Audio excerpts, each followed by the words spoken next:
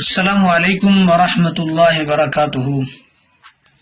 ہمارے اسلامی بہن بھائیوں، سب دوست احبابوں کو ہماری طرف سے سلام ہو۔ یہ ہمارا درس جو چل رہا ہے تو اس میں 8 سبق ہو چکے ہیں، 8 تختیاں اور 8 جو پیج ہیں یہ سبق، یہ تختی ان کے 8 تختیوں کے سبق پڑھائے چکے ہیں۔ باقی اب آج جو ہے نا تختی نمبر 9 شروع کریں گے۔ اس میں جو چیزیں آئی ہوئی ہیں یہ آپ کو سمجھائیں گے، اور پہلے بھی بتائیں اور اب بھی مزید بھی سکھائیں گے آپ کو۔ تختی نمبر 9 مشق حرکات، تو اس میں کھڑی زبر، کھڑی زیر اور الٹا پیش، مد ولین، تو اور جو ہے نا اس میں تنوین ہے۔ یہ سب چیزیں آپ کو پہلے بھی بتا چکے ہیں، اب آپ بھی بتائیں گے انشاءاللہ۔ آپ سب لوگوں نے اس پر عمل بھی کرنا ہے اور اس کے ساتھ محبت کرنی ہے اور اس کو یاد بھی کرنا ہے۔ اعوذ باللہ من الشیطان الرجیم، بسم اللہ الرحمن الرحیم۔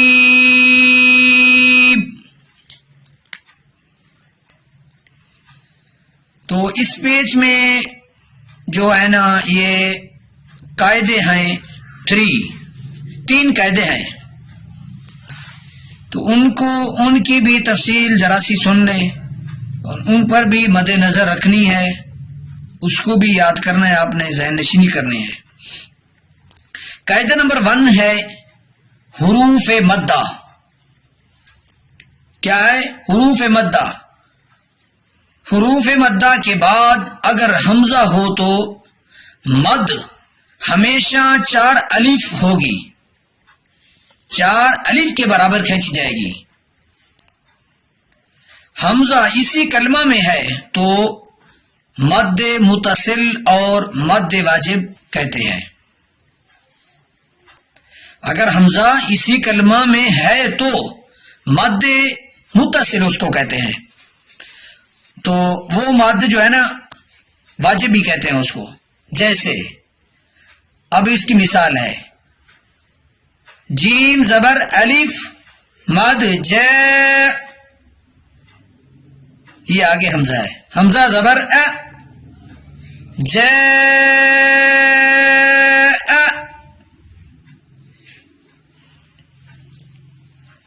اور اگر حروف مدہ پہلے کلمہ کے آخر میں ہوں اور حمزہ دوسرے کلمہ کے شروع میں ہو تو اس کو مد منفصل جائز کہتے ہیں۔ اگر حروف مدہ پہلے کلمہ کے آخر میں اور حمزہ یہ جو پہلے کلمہ کے آخر میں ہوں اور حمزہ دوسرے کلمہ کے شروع میں ہو تو اس کو مد منفصل کہتے ہیں اور جائز بھی کہتے ہیں۔ جیسے تو اس کی مثال بھی آپ کو میں دوں گا، اِنَّا أَنزَلْنَاهُ۔ اب یہ دیکھیں، آپ کو میں یہ ادھر سمجھا دوں، اِنَّا أَنزَلْنَاهُ، یہ کلمہ ہے، اس کے آخر میں جو ہے نا یہ حمزہ ہے اور اس کے پہلے بھی حمزہ ہے، جو یہ آپ کو اس مد کو کیا کہتے ہیں؟ مد منفصل، اور اس کو مد جائز بھی کہتے ہیں۔ آپ نے یہ دیکھ لیا ہے۔ نمبر 1۔ اب قاعدہ نمبر 2 ہے، اس میں 3 قاعدے ہیں، یہ پہلا قاعدہ اور اس کے بعد قاعدہ نمبر 2 ہے۔ قاعدہ نمبر 2 میں ہے اگر حروف مدہ یا حروف لین کے بعد سکون ہو تو وہاں بھی مد ہوگی. جیسے حروف مدہ یا حروف لین کے بعد سکون ساکن ہو، یا مطلب یہ جیسے یہ ہے، یہ ساکن ہے، وہاں پہ بعد سکون ہو تو وہاں بھی مد ہوگی، اس پر بھی مد کریں گے. اور اگر سکون پہلے سے ہی ہے تو اس کو مد لازم کہتے ہیں، اس کو مد لازم کہتے ہیں. اس کی مقدار 5 الف سے ہے. اس کی مقدار کیسے ہے؟ 5 الف سے. جیسے الآن، جیسے یہ ہے، اس کی مقدار ہے 5 الف سے. اب میں یہ آپ کو دکھا دوں.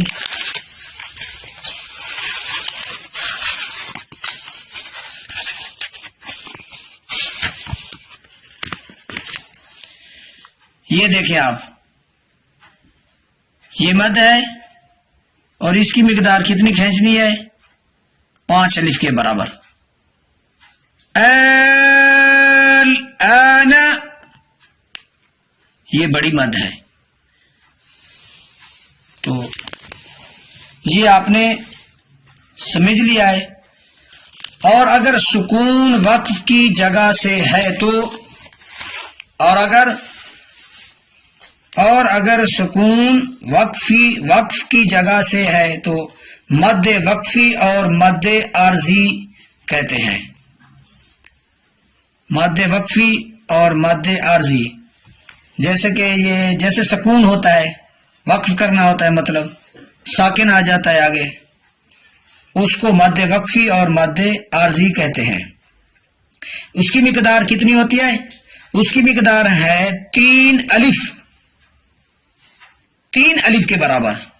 جیسے جوعن، اب یہ دیکھیں، یہ ہے جوعن، یہ وہ ساکن، اس کی مقدار کتنی ہے؟ 3 الف کے برابر. اس کو کھینچنا ہے. جوعن، خوفن وغیرہ. اب یہ قاعدہ نمبر 2 ہو چکا ہے، آپ نے سمجھ لیا ہے. اب قاعدہ نمبر ہے 3، اس میں تیسرا قانون جیسے ہے. قاعدہ نمبر 3 میں ہے، تیسرے قاعدے میں را کے اوپر زبر یا پیش ہو تو اس کو کیسے پڑھنا ہے؟ موٹا کر کے پڑھنا ہے. اس کو موٹی پڑھتے ہیں. اس زبر اس کے اوپر جیسے را کے اوپر زبر یا پیش ہو، اس کو کیسے پڑھیں گے؟ موٹا کر کے، پر کر کے.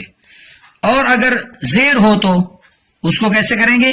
اس کو باریک کرنا ہے، اس کو باریک کر کے پڑھنا ہے. یہ آپ چیزیں اپنے ذہن میں ضرور یاد کریں. اب جو ہے نا، یہ غنہ کی بات ہے، غنہ کیسے کرنا ہے. غنہ کی مشق بھی سابقہ طریقے پر میں نے آپ کو سمجھائی ہے، پہلے بھی سمجھا چکے ہیں. اب یہ اسی طریقے پر یہ میں آپ کو بتا رہا ہوں کہ تنوین کے بعد، تنوین کسے کہتے ہیں وہ آپ کو میں نے پہلے ہی بتایا.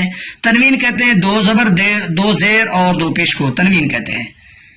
تنوین کے بعد حمزہ، ہا، عین، حا، غین، خا، لام، را آئے تو غنہ نہیں ہوگا.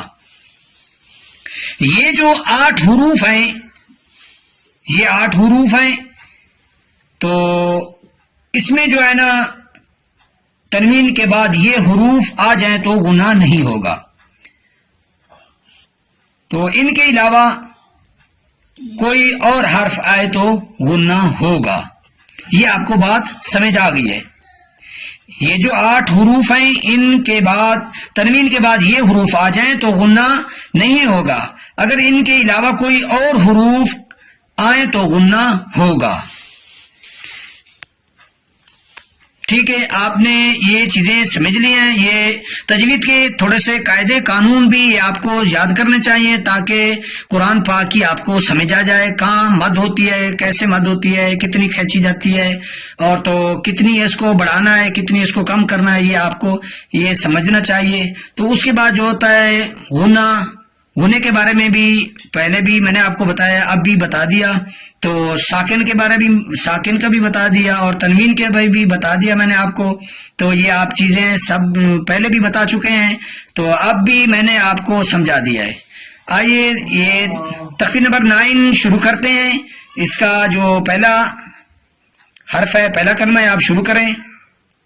بسم اللہ الرحمن الرحیم. حمزہ کھڑی زبر میم زبر میں نون زبر نے آمن. جب وقف کریں گے آمن، حمزہ کھڑی زبر واو کھڑی زبر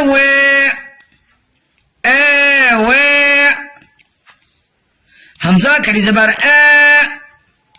نون زیر نی آنی، یا زبر یا آنیہ، تا دو زیر 3 آنیات.